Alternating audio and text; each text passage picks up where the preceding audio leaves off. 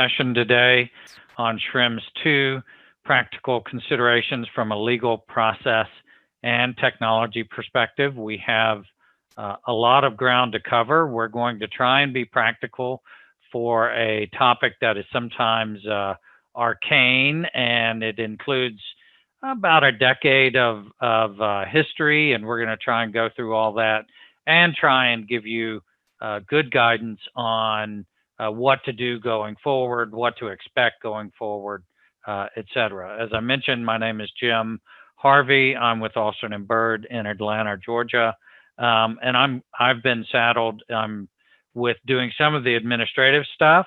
So I'll run through that very quickly. If you have a question at any time during the program, you can submit it through the Ask a Question button that should be on your screen.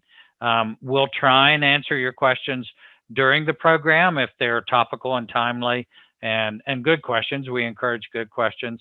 And we may also follow up with you afterwards. We will send the slides of the program and the certificate of attendance to all participants within 36 hours. So within 36 hours, you should get a certificate of attendance. If you are a member of the New York or Virginia bars, you have to download an affirmation form located in your confirmation email and enter the codes that will appear during the presentation. If you're a member of those bars, you're probably used to writing down these numbers.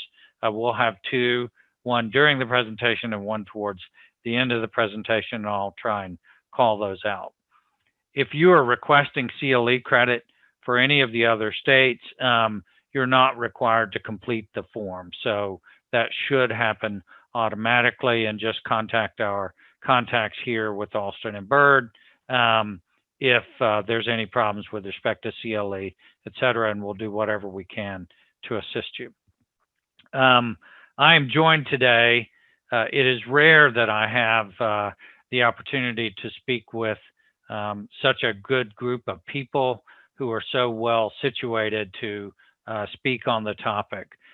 First, I'm joined by Robert Ball, who I think is also physically here in Atlanta. Robert is the Chief Business Development Officer and General Counsel for Ionic Security, and his third full-time hat is serving as their Global Privacy Officer.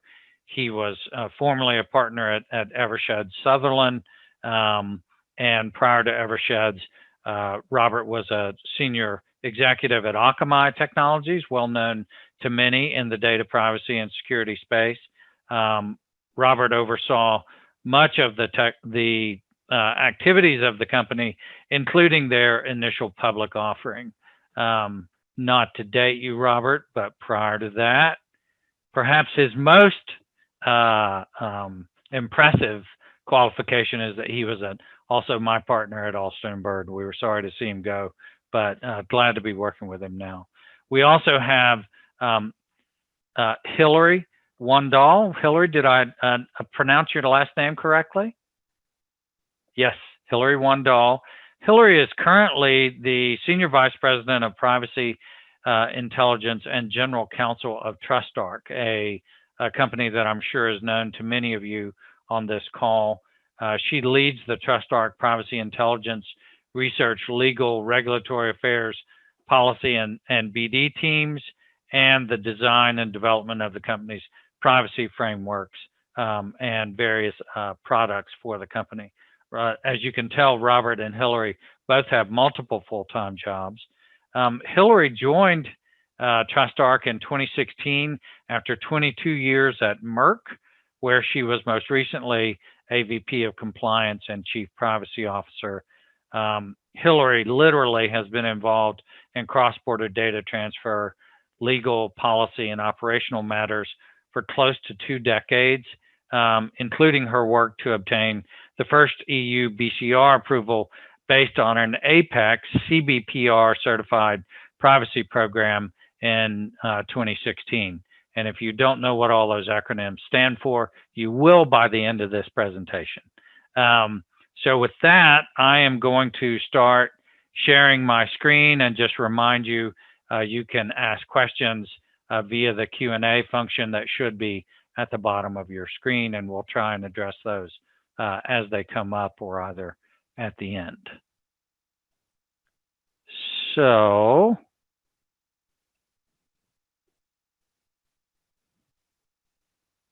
am I sharing my screen, Hillary and Robert? Yes, you are. Okay, great, thanks. So, Schrems 2, practical considerations from a legal process and technology perspective. A lot has happened since July 16th when the decision was rendered, and a lot hasn't happened since then. We're going to go through all of that. Hang on one second.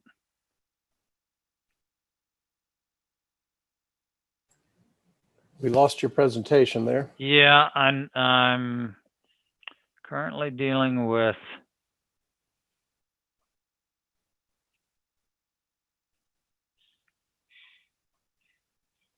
all right. Is it back? It is. Okay, sorry about that. Minor technical difficulty. So, Schrems 2, I think it's important to appreciate, you'll see a number of common themes that really started a long time ago, and they aren't going away anytime soon. So I'm going to take a few minutes here at the beginning to let you know, if you don't know already, where this came from. Obviously, a lot of this revolves around Max Schrems. He's an Austrian lawyer and a privacy rights activist. He, however, did an exchange, I think at Santa Clara University while he was in law school. And he went to a talk, and there was a Facebook lawyer at that talk. And some of you have heard this story, and some of you haven't. There was a Facebook lawyer at that talk, and the Facebook lawyer flashed a picture of the Irish Data Protection Commission's office, which at the time I think was over a pharmacy. And the Facebook lawyer basically said, yes, here's this Irish regulator. We don't pay a lot of attention to them. They don't mess with us much, etc. Max took note of that, requested his data from Facebook, as he was permitted to do under the data directive, and got back 1,200 pages of information, which he noted quite forcefully. He noted. After Snowden in 2013, Max filed a complaint against Facebook and its use of Safe Harbor, which was the predecessor to the Privacy Shield, in June 2013. So you have to remember the Snowden revelations and kind of the pall that cast on data transfer generally. And he marched into the Data Protection Commissioner's office and challenged the Safe Harbor, which was an agreement between the United States and the EU. In fact, the ECJ invalidated the Safe Harbor in October of 2015. So think about that. That was really only 5 years ago. And that resulted in adoption of the Privacy Shield in 2016. And the Privacy Shield was another US-EU agreement to facilitate data transfer between the EU and the US. At the same time, and Max has, continued his litigation in this area, he filed a complaint in Ireland against Facebook and its use of model clauses as an adequate data transfer mechanism in December of 2015. So at the same time, he'd gotten the Safe Harbor invalidated, and really, which led to the Privacy Shield, he challenged the model clauses, which was another data transfer mechanism. So in Schrems 1, which is what got rid of the Safe Harbor, the court said adequacy, meaning an adequate jurisdiction, means essential equivalence for the protections afforded by, at that time, the data directive. It's a very strict standard, and protection should apply after transfer, even for government access. So there's that Snowden theme coming back in again. The court stated, in our view, incorrectly, that the NSA had unrestricted access to mass data. That simply is not the way that it works, despite popular perceptions. But that theme of unrestricted access to mass data continues to just kind of permeate these conversations. In January of 2016, Mr. Schrems debated my colleague, Peter Swire, whom many of you know. It was interesting. I went to Brussels basically just so I could be there at the debate.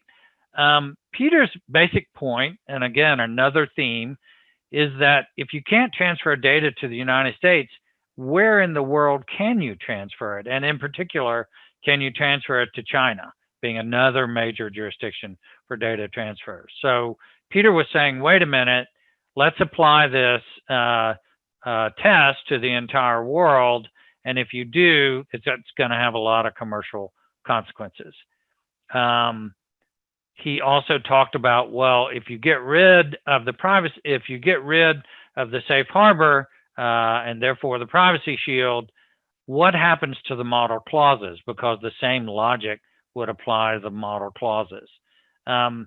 Max focused on his comments, which he continues to do today, to focus on data transfers to the United States. So with really almost no regard to data transfer around the rest of the world, and a full implementation of fundamental privacy rights. So the court in Schrems 2 held that the privacy shield was invalid.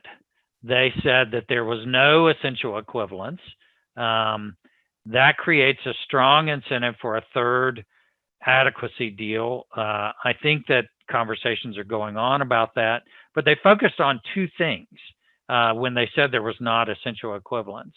The right of redress. So they said, well, wait a minute, in the United States, what government actor investigates, and is there a judicial review of privacy-related complaints? And they held that a U.S. ombudsperson, which was created by the Privacy Shield, wasn't good enough to satisfy that requirement. And they went back to this theme that we've talked about previously, this lack of proportionality. Under EU data protection law, you are supposed to conduct processing of personal data as necessary and proportionate. And they simply held that there was too much U.S. surveillance and it was not proportionate.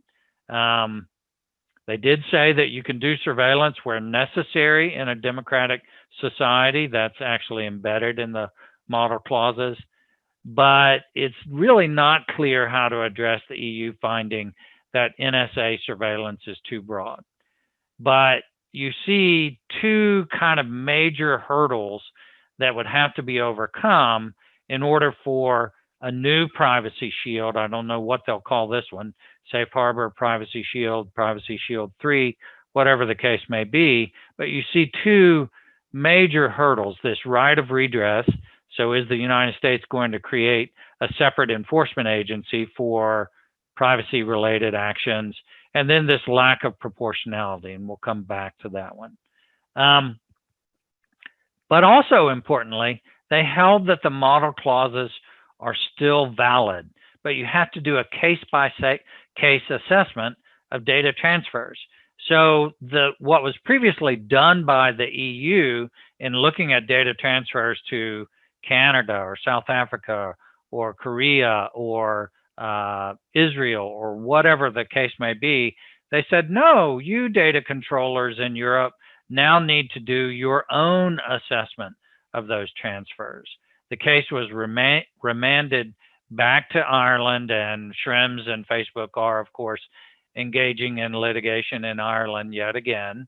But they also said, and this was kind of one of these themes, that model clause contractual guarantees apply uniformly in all of the countries for controllers and processors established in the European Union. So that Peter's comment about, well, wait a minute, what about transfers to China and the rest of the world? You've now got to worry about this, not only for transfers to the United States, but transfers around the globe. And you have to determine whether the law of the third country of destination ensures adequate protection under EU law of personal data transferred pursuant to standard data protection clauses by providing, where necessary, additional safeguards. And Robert and Hillary will come back to that concept. So that's a lot of history. That's about a decade's worth of history, including both the EU Data Directive and the GDPR, and a couple decisions by the European Court of Justice. But essentially what they've now done is Privacy Shield is gone. It's invalid. You can't rely on it anymore. You can rely on the model clauses, but you effectively have to assess your data transfers when you do so. And we're going to talk about that in great detail. And Hillary may chime in here, but since the decision on July 16th, as I mentioned, a lot has happened and a lot hasn't happened. A German DPA published Schrems 2 compliance transfer checklist and suggested modifications to the standard contractual clauses, although there is law in Europe that says if you change the standard contractual clauses in a material manner, they're no longer valid. So there were problems there. Last week, the CNIL, which is the French Data Protection Authority, also came out with a decision regarding Microsoft and Medical Hub.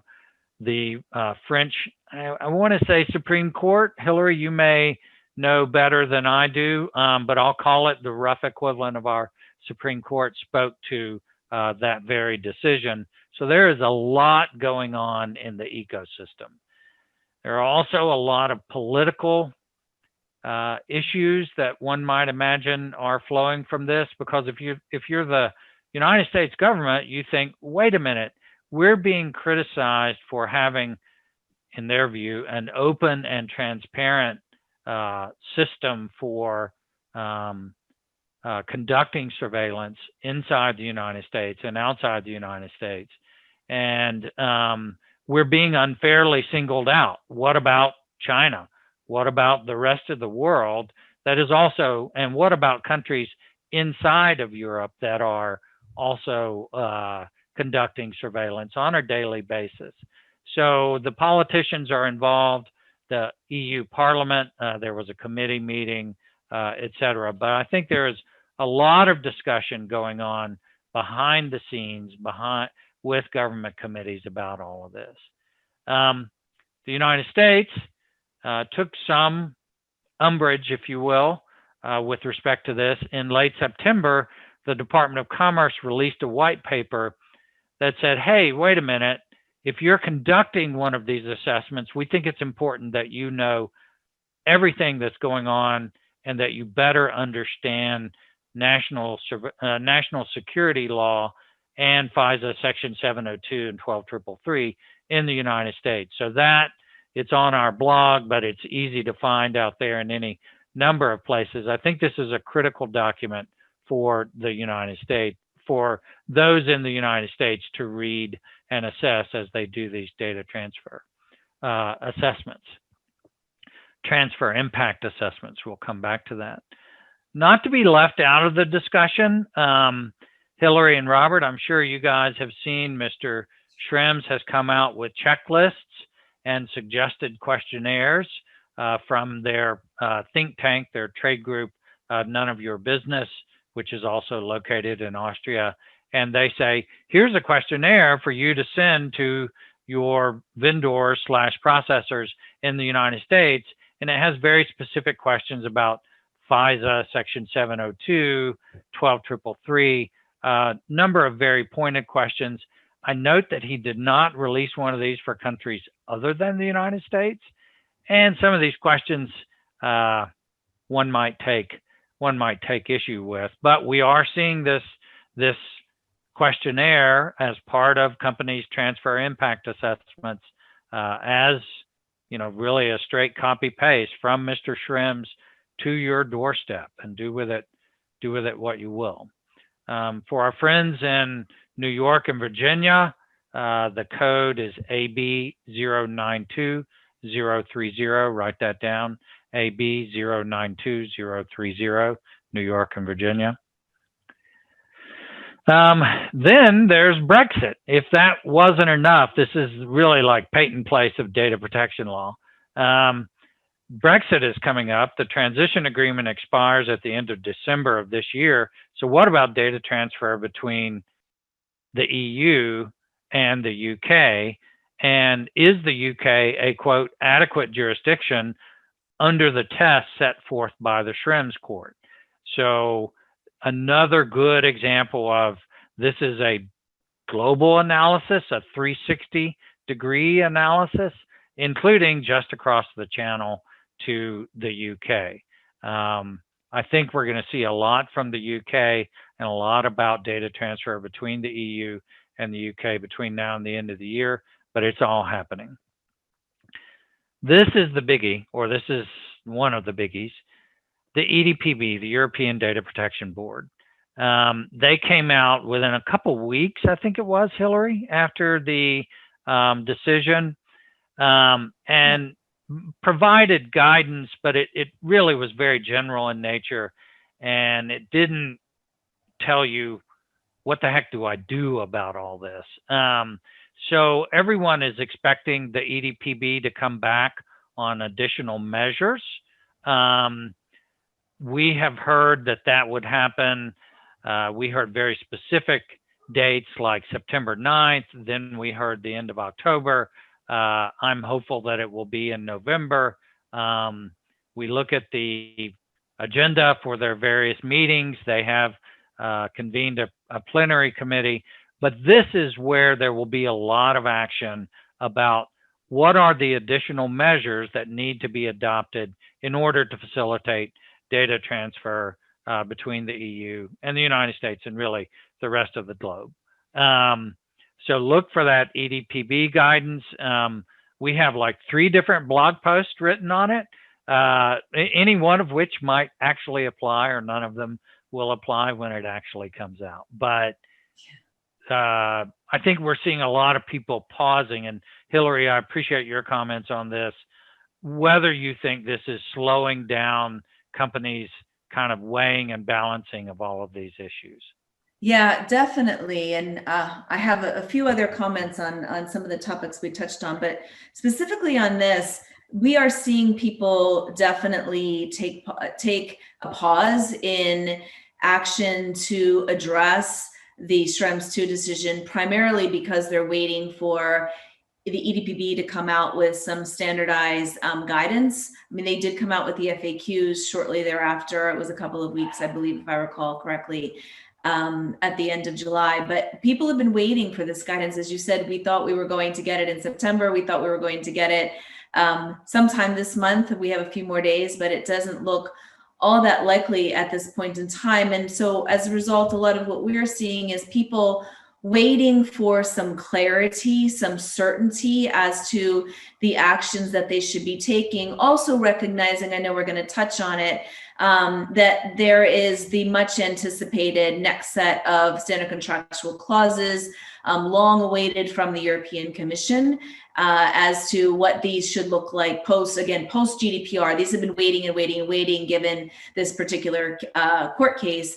And I know people thought that they would have a draft of them sometime last month. We just heard today that apparently it's at least a few more weeks. So it's probably sometime mid-November before the draft of those will even come out. And it's that lack of clarity, I think, Jim, that's causing people to wait and see, because as we know, one of the big things about managing cross-border data transfers this way, where it's very transactional, it's each of the data flows, is it is incredibly burdensome for organizations administratively to enter into a set of terms every time you change the nature of your data flow, exactly who it's going to, the actual kind of data that you're sending, the specific processing purposes. It can be incredibly burdensome. So a lot of organizations are waiting to see what actually am I going to need to do, and then I'm going to do it all at the same time as part of a bigger plan, as opposed to starting to do it now, which is what we thought people would start doing, but most people seem to be waiting. Yep, and I would agree with that. And the standard contractual clauses, so for those of you that don't work in this space, there are 3. One was issued in 2001, another issued in 2004, and then controller to processor clauses issued in 2010. And this would essentially be, there's talk that they will be modular in nature, that there may be, in fact, processor to processor clauses. There have been rumors that there was an announcement by one of the EU officials in July. We have them ready. It will come out in the next couple of days. Then we heard, hopefully September, but like Hillary, the most recent and most prevalent rumor currently in circulation is in the next few weeks. And I do think this will change things significantly and is causing people to pause.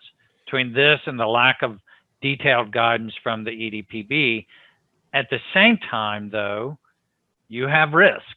You could have an individual in the EU that said, hey, wait a minute. And in fact, Mr. Schrems has filed suit against 101 companies regarding data transfer after the decision.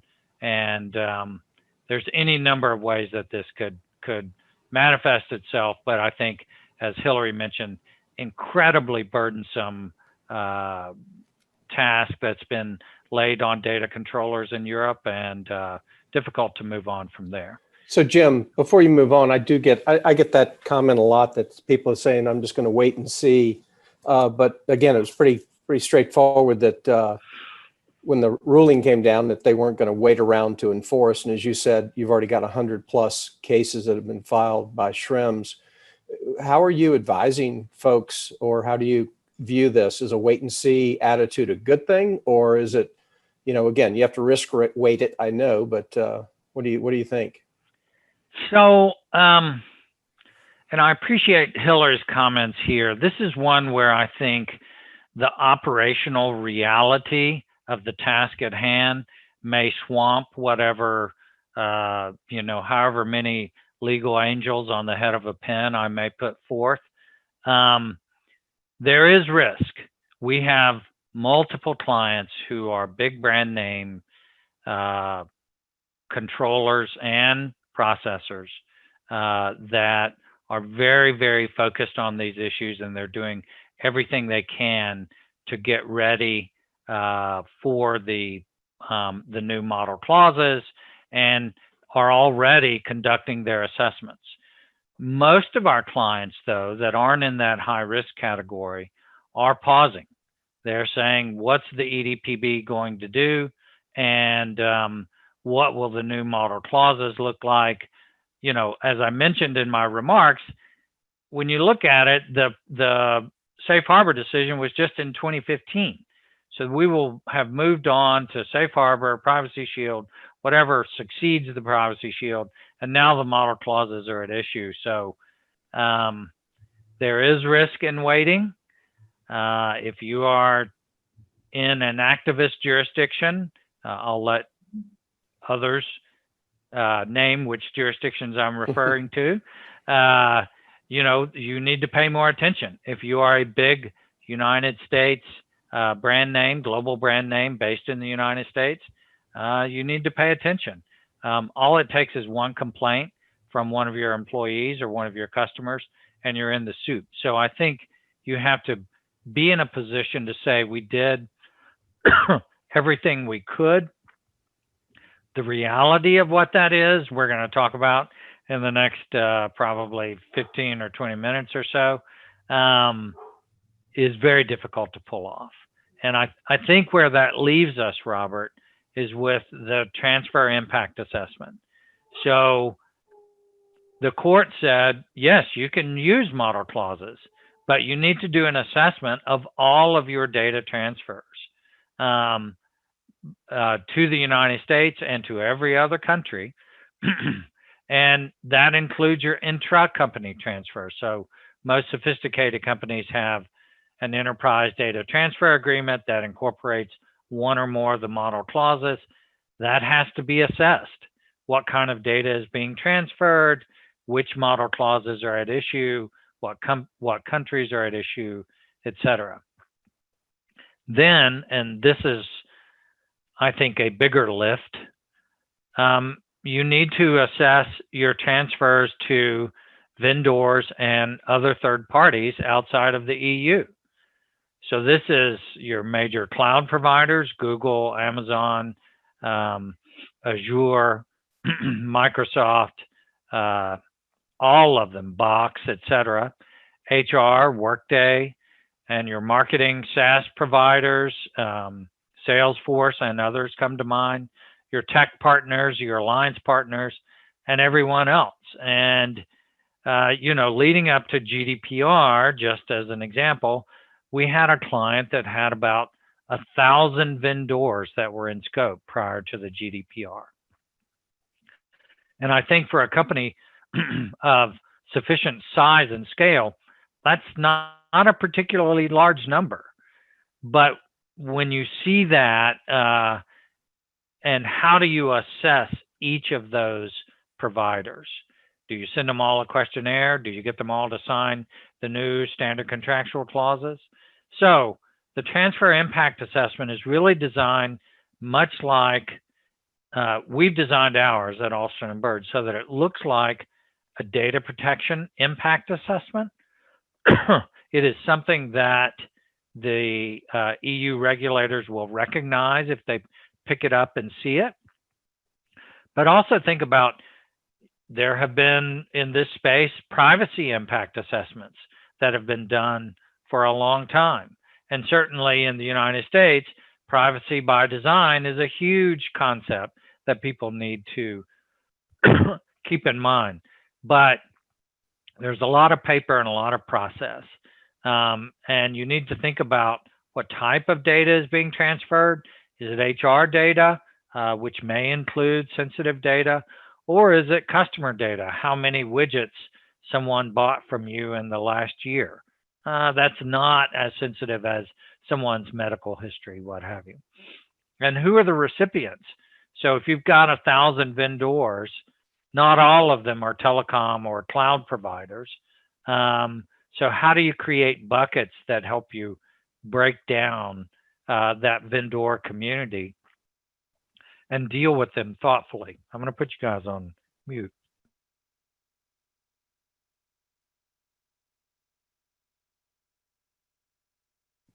My apologies. To my knowledge, I don't have COVID, and it's clear that you can't catch it if I do via your participation. So I apologize for my scratchy throat.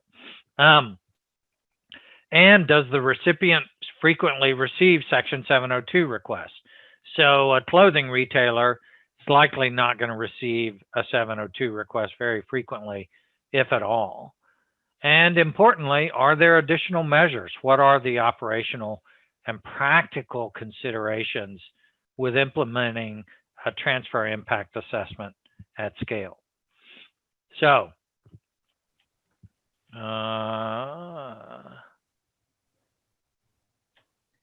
So Jim, as we jump into the next part on more diving into what you said already about the relationship between the transfer impact assessments and DPIAs or privacy impact assessments, I wanted to pause and actually address one of the questions that we received from the attendees. I thought it actually is a very appropriate question, and in my view, sheds a lot of light on some of the key things that I think really are challenging for people right now. So the question was around whether or not everyone should just have full compliance with GDPR rather than work through all the challenges with standard contractual clauses. And I thought that's a really great question to me for the following reason. One would think that if you are a company that has good GDPR compliant practices in place, whether you are have your territorial basis in the EU or whether you are located outside of the EU but have the GDPR applied to you based on the material scope, that if you're compliant with GDPR, things should all be okay, right? Unfortunately, it's more challenging than that. And the reason it's more challenging has to do with the fact that there is Chapter 5 of the GDPR that talks about transfers. And transfers, while not defined in the GDPR and while not defined in any guidance that's ever come out definitively from the former Article 29 Working Party or the EDPB for that matter, most people interpret a transfer as being data that comes from the EU and ends up in another country. And so even if you are subject to the material scope of GDPR and you're fully compliant with GDPR, if you are in a third country, and even if you're compliant with GDPR, you still have to deal with this transfer. And that is where the challenges come in. So just by way of a bit of background, Jim said that by the end, you'd all know what those acronyms were he was mentioning before. In my prior world, going way back to 2001, when well, I should say 2000, when Safe Harbor was first in force. And I was working in a company that was doing a lot of planning for more multinational transfers. One of the things that we looked at was this new thing called Safe Harbor and whether or not that made sense for us as an organization. And the thing that we decided very early on, and many other organizations, like I'm sure many of yours decided after, is, well, if I have a good privacy program in place and I apply that to my operations, whether they're in the EU, whether they're in the US, whether they're in Latin America or in Asia or in Africa, whatever the case may be, if I have a good program and I require everybody to comply with the same standards, shouldn't I be able to move data more flexibly? And that was the theory that we subscribed to. That was the reason we signed up for Safe Harbor very early on and asked everyone around the company to adhere to a standard set of principles that were consistent with Safe Harbor. And up until around I would say up until 2015, maybe 2013, when people first got concerned about the Snowden revelations, but until 2015, when Safe Harbor became invalidated, there was definitely a school of thought, and one that I spent a lot of time working on with many others in the community internationally, that if you have an accountability-based program, so we know that the accountability principle is recognized in GDPR, that if you have an accountable privacy program, you can get recognized as meeting the requirements of these different regimes, whether it was getting approved under a binding corporate rule, a BCR, whether it was meeting an Apex CBPR requirement and getting certified there, whether it was meeting the requirements of the former Safe Harbor and now Privacy Shield, that if you could demonstrate that you met these standards, and you had good ways of governing data within your organizations, that you should be able to move data flexibly. That was the goal, if you will. And then when Safe Harbor was invalidated, many people, I'll say myself included, were really surprised that the will of organizations to do right and have good accountable practices in place was essentially rendered not as important.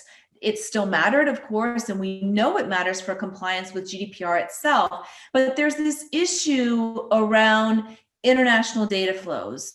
And I think in some respects, it goes back to what happened with data localization in countries that have these like sovereignty laws, where it's trade politics and trade policies between nations that have given rise to things that layer over top of companies just having good practices in place. So I wanted to start there by saying that it's a complicated space, and with the Schrems 2 decision, it's become that much more complicated. But my own guidance to anyone when we talk about where to start is have a good privacy program.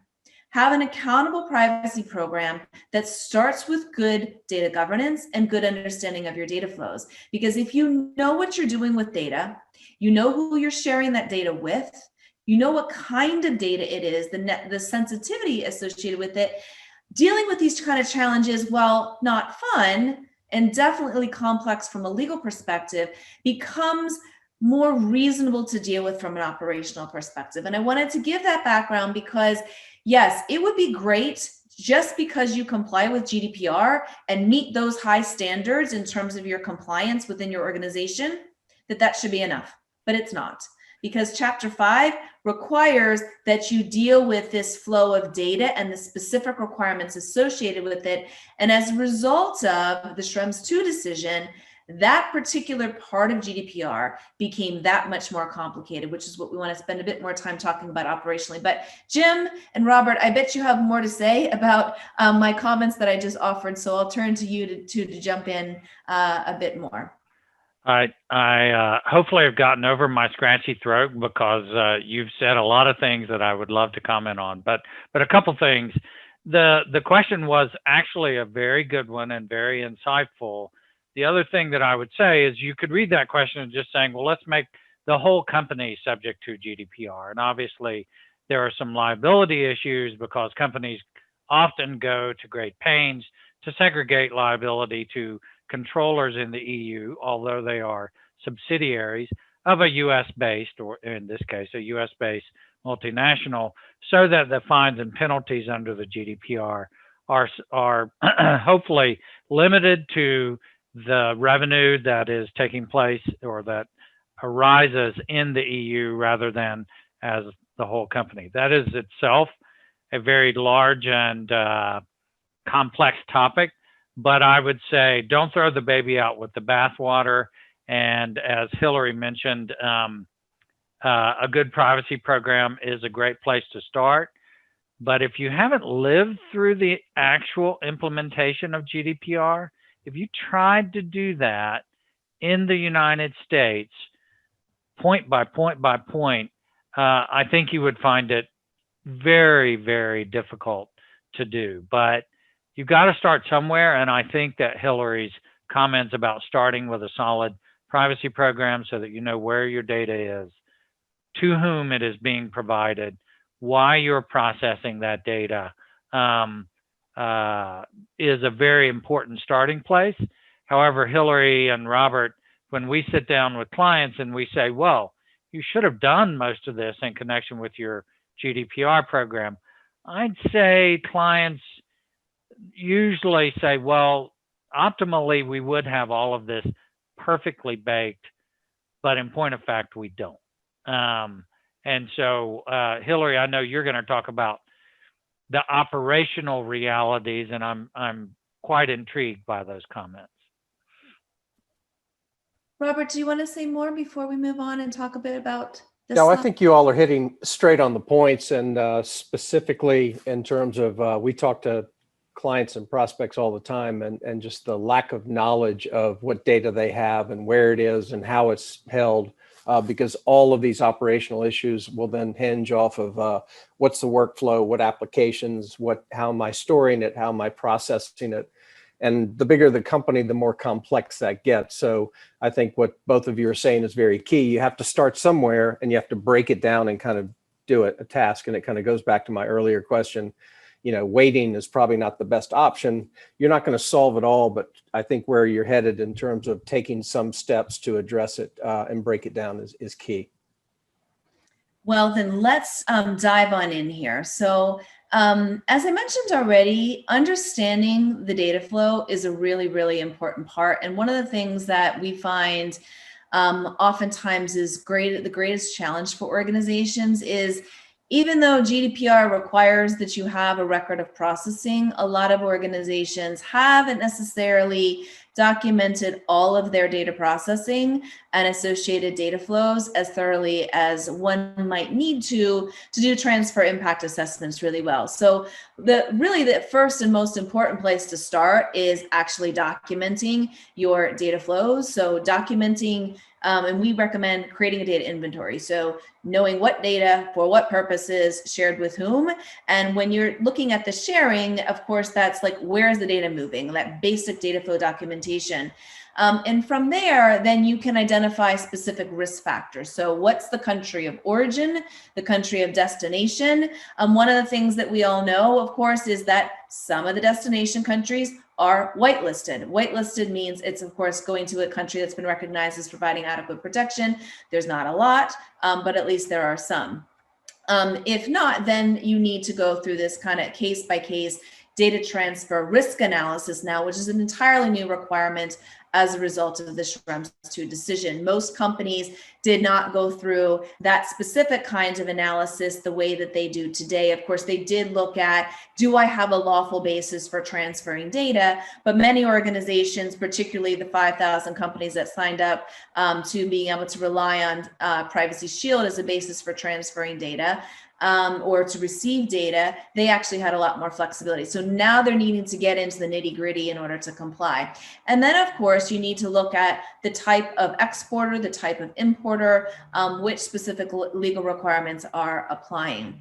A big piece too, and this is one we get into often. So typically when at least what I have seen, organizations are looking at the legal basis of processing, they'll say, oh, we're processing based on consent.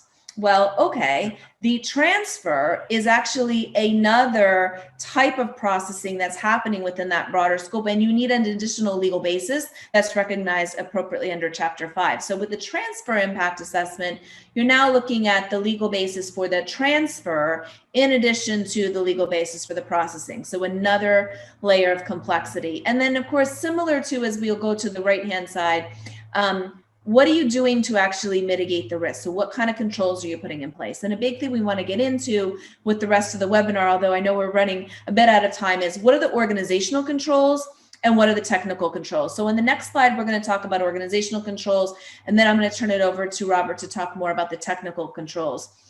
One of the things we've decided to do as we built out technology, both for our customers as well as to manage our own program itself, is how do we tie these things together, right? Like you're already doing DPIAs, as Jim mentioned already. Many organizations are already going through and doing a data protection impact assessment for each of the data processing activities that they're engaging in. And doing a separate transfer impact assessment on top of that oftentimes can become very unwieldy, especially if you're involving different people. Looks like we may have lost the slides, Jim. So we lost them because they're frozen, and I'm going to work on that offline. Keep going, Hillary. Okay, so I'll just keep talking to what we had. So hopefully we can get the slides back up.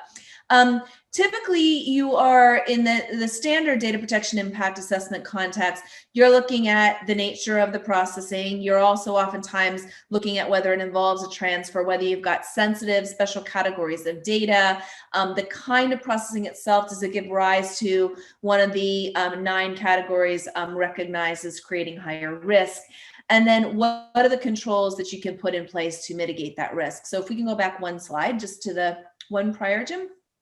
Over on the right-hand side, that's typically what you're looking at from a DPIA. And so what we try to do is pull those two things together. So the additional risk factors, you can see in my little image in the middle, the additional risk factors associated with data transfer risk are flagged separately from the general risk factors. So if you have data processing that is subject to needing to do a DPIA because you've got some risk factors like special categories of data, or maybe big data sets that you're using for analytics, but that also involves a data flow out of the EU to a third country, that will flag additional set of mitigations that you need to have put in place, supplemental safeguards you need to put in place to mitigate those risks, not only the general data processing risk, but the transfer risks. And so we're seeing that the structure of impact assessments is one that's getting consolidated together and becomes much more effective for organizations internally, as well as with the third parties that they work with, to look at these things comprehensively, as opposed to looking at them in an additive or a cumulative way.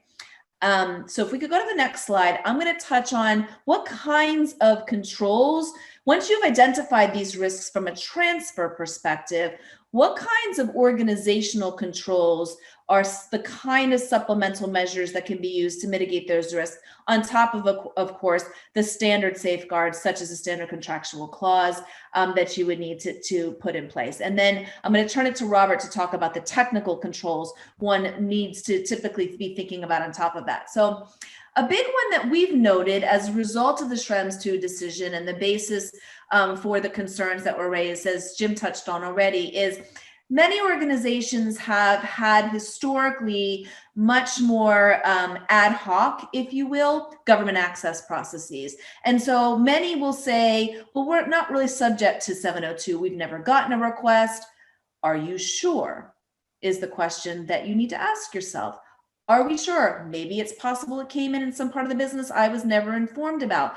So having a centralized policy around government access, and I will share from my own experience historically, different parts of the business will get different kinds of government access requests, some of which will never rise to the level of the concerns around mass surveillance. they still are government access requests. And how you deal with those, how you manage the requirements around sharing only with the government the data they need to have access to, necessity and proportionality. Remember, that's part of the ruling. It's also part of the basic concepts of proportional data processing, data minimization, principles that go all the way back to the OECD. These are the basic things that should be part of how you deal with an access request. And oftentimes, if you don't have a policy, you have no idea whether or not that's the case. So one of the first things we're advising organizations to be thinking about is, do you have an government access policy and procedure that you have put in place, you've trained the right people to handle? Because if you do, then you can engage in another practice that actually helps mitigate some of the concerns about appropriate transparency and redress. You yourself, as an organization, can post an enhanced approach to privacy notice. So that can either be in your privacy notice itself, where you talk about how you deal with government access requests, or you could do what some organizations do as the best practice, which is actually to do a government access type of transparency report on a periodic basis. A few other things I'll say quickly, and then we'll turn to Robert. The integration of that data transfer risk evaluation into everything you're doing with third-party risk management. What we've seen historically is people are like, I have my vendor management process, and I have my third-party due diligence processes, and now what about this additional data transfer risk? Where does that fit? Integrating these things together in a more comprehensive third-party risk management approach is really what will help make it easier to deal with these things organizationally and make sure you're not missing things. Last two areas that are more supplementary but help deal with some of the things I've mentioned with respect to the first three areas is making sure that you can actually timely address concerns, complaints, requests, making sure that your complaint management process takes into consideration your obligations under SCCs. Oftentimes organizations, and we've seen this a lot as we do reviews of different organizations' privacy programs, they will think about their internal complaint handling process. They won't necessarily go so far as to think through all the components associated with the contracts they enter into. That's a really important part of enhancing those processes. And last, but certainly not least, and going back to what I was saying earlier, making sure you've got really good data governance and data management practices in place. If nothing else that we've learned from all of this is, it's not enough to have policies and training. You need to know what's happening with your data. The data is at the core. You need to know what it is, where it is, who's using it, and making sure you've got good policies around enabling that is key. With that, I'll turn it over to Robert to take us through the rest. Robert, you're on mute. Jim, actually go back up to the prior slide, because I in the time we have, I really just want to really focus on sort of three of these things that Hillary talked about: the government access request policy and procedure, the integration of the transfer risk into the third-party risk management, and this enhanced data government and data management policies. And really the key here is, historically, a lot of what we've dealt with here is that this has been managed by people and process. So, and the problem is this just cannot scale. Every attorney on this call who's in litigation would never think about doing manual e-discovery anymore. There are e-discovery tools to automate this. So how do you do this? And simply having policies where your privacy policy says, well, once a year, everybody in the organization takes a test and promises Scout's honor to follow the policy, just isn't going to fly anymore. So it really comes into, how do you then, and if you want to go to the next slide, how do you automate? So back again to what Hillary was saying, you've got to employ some technical measures to do this. And part of what every day that Hillary lives in and I live in is, how do you automate some of this so that you can actually do it at scale? How do you do discovery and classification, as Jim talked about? How do you do the security and the protection and the enforcement side, and then the reporting? So again, one option here, there's actually a question that I'll hit on. It's that's been posed by the audience. In the theory of Schrems 2, regardless of our feelings that FISA, et cetera, make personal data held in the US insecure and subject to government access at any time. And since there's no way to contract out of national security warrants, how could US data ever be considered secure / GDPR compliant? So again, I'll double click on just one area is, well, there is in the FAQs from the EDPB, and also further in some practical advice given by the Swiss FDPIC in their follow-on opinion in September, that you can use encryption, or that encryption may well be an option. So I can encrypt that data, and suddenly this is a way to potentially keep it out of the hands of the NSA or a FISA warrant or EA 12333. And the Swiss in particular says, if data is stored solely in the cloud, provided by a cloud service provider and a non-listed company, and again, as Jim pointed out, that would include all the major cloud providers in the US, then if you separate the keys and you separate the data and you separate the management of those keys and keep those away or keep them separate, then you may have an alternative that allows you to be GDPR compliant. And I would defer to Jim to give the legal opinion on that. But so some of your options, your practical options in the near term, if just waiting and seeing, may I end up being sued or part of one of these actions by Schrems or somebody like that, make sure that in addition to centralizing the policy is that you have a way to and technically sort of automate and enforce that policy. And encryption of that data may well be one of the ways you can do it, so that you have strict access authorization to whatever data that you rightfully should have the right to process. But then you can show the EDPB, or you can show a data regulator in the EU that you are taking steps to encrypt the data and hold the keys separate and apart from your US-based cloud provider, and so that you can separate this and also potentially handle some of the data residency issues of being able to say, this data is only accessible if you happen to be in the EU, or it's only accessible and it's actually stored in the EU. So these are just some ways that you can start to look at, how do I do this? If I encrypt the data and hold it in the EU, and then the only people in the US that are allowed to see it are the ones that are permitted to do it and authorized to do it, then I may have a defensible claim against that. And I'll kind of turn it back over to Jim and Hillary to comment on that. So thanks very much, Robert. Hillary, we've got 1 minute and 15 seconds left. So I think in conclusion, Robert makes very good points. In my estimation, Schrems has now done what I've predicted for the last 15 years, which is totally collapsed the security track with the privacy track. You now have to examine data in these assessments with respect to holistic risk. How is it being used? What data is it? How secure is it? Is it encrypted in transit and at rest? And who manages the keys, et cetera. So people or teams that didn't used to previously speak with one another are going to have to speak with one another in a big way after this. The other comment is, Hillary is so eloquent and so well organized in her remarks, and they're greatly insightful. But I think that Hillary and Robert would both agree that this is harder than it looks. The actual day-to-day, the last mile of privacy and security is very difficult. But Hillary and Robert, I'll leave it to you guys for closing comments. Robert, go ahead. Oh, I would just say that I would totally agree. I think you need to start somewhere. Everything I've ever read about GDPR says that the regulators will look harshest upon those who just sort of sit and wait. But with that, I'll turn it over to you, Hillary.